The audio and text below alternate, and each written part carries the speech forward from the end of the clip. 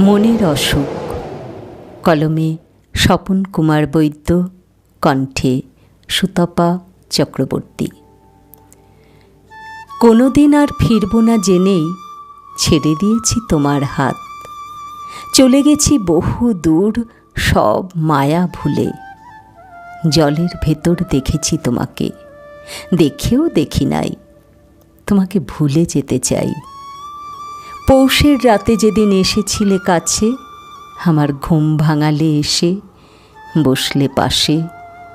আমি নিশ্চুপ তাকিয়েছিলাম তোমার চোখে। তোমার নীল স্পর্শে আমি বেসামাল। ধমনীতে রক্তের উষ্ণ প্রস্রবণ। আকাশে নরম চাঁদ, সেও বাহুবন্দি করতে ডেকেছে কাছে। আমি বিগলিত তোমার মায়ায়, তুমিও গলে গেছ মোমের মতো। জলের পাশে ছিল জল, ঘুমন্ত শহর, থেমে গেছে দিনের কোলাহল।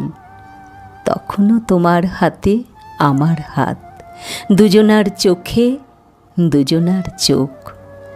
ভালোবাসা তখন জমাট রক্তপিণ্ড। বহুদিন পর আজ তোমায় যাচ্ছি ছেড়ে।